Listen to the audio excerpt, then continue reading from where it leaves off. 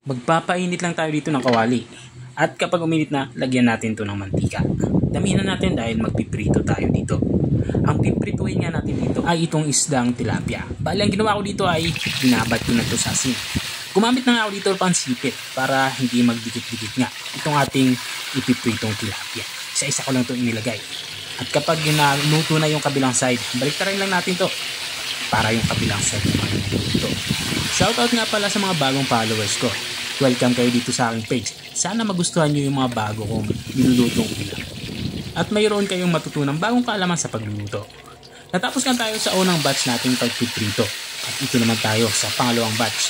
6 na piraso nga itong aking pinipritong tilapia. Kaya pinaghati ko na sa dalawang batch. Makalipas nga ng ilang minuto ay natapos tayo sa pagpiprito ng pangalawang batch. At kung nakikita nyo naman, napakaganda nga ng ating pagkakaprito. Tamang-tama lang yung kulay. At nagbawas na ako dito ng mantika at magtitira lang ako ng ating gagamiting panggisa. Unang inilagay ko nga itong ating luya. Hiniwa ko lang ito ng pahaba. At matapos kong mailagay yung luya, susunod din natin itong ating bawang. Pinitpit ko lang nga itong ating bawang at hiniwa ng maliliit. Matapos natin mailagay bawang, sunod na din natin nilagay itong ating kamatis. 2 pirasong kamatis nga yung aking hiniwa dito. At panghuli natin ilalagay na panggisa nating sangkap itong ating sibuyas. Walang sibuyas yung ginagamit ko dito, pero pwede kayong gumamit dito ng puti. Okay lang naman yan. Ginawa ko lang dito ay papalabasin lang natin yung aroma nito. At kapag lumambot na nga ito at lumabas na yung aroma, ilalagay na natin itong ating printong tilapia. Gagawin lang natin dito, i-arrange lang natin ito para hindi ito madurog kapag kumuha tayo mamaya. At maglalagay na din ako dito ng 400 ml na kakanggata. Ito na yung magiging sabaw niya. Hindi na tayo maglalagay ng tubig dito. At tatakpan natin ito at papakuloyin na ito ng mga 5 minuto. Ito lang yung ating inilagay na coconut cream or kakanggata. At dito naman sa parte ito, magsisimula na nga ako magtimpla. Kulang ito sa alat kaya nagdadagdag ako dito ng patis. Pwede kayong gumamit dito ng asin. Okay lang naman yan.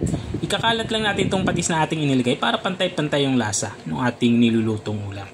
At naglagay din pala ako dito ng suka, hindi lang nakuhanan sa video.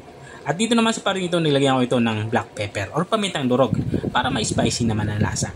Para sa pampalinamnam natin, nagdagdag ako dito ng Ajinomoto. Pwede kayong gumamit dito ng magic sarap kung hindi kayo gumagamit ng bitsi. Para naman sa gulay natin, naglagay lang ako dito ng talong saka itong ating kung gusto niyo ng mas maraming gulay, pwede kayong magdagdag dito ng ampalaya.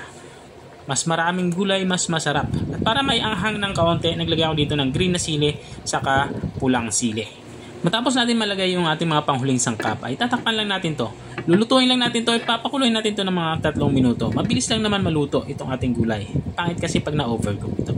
Makalipas nga ng 3 minuto ay ito na nga. Lutong-luto na yung ating ulam pananghalian. At nakuha ko na din yung lapot na gusto ko sa ating gata.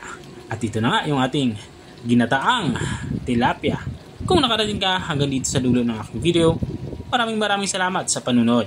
Kita-kita ulit sa mga susunod kong mga videos. Paalam! Bye-bye!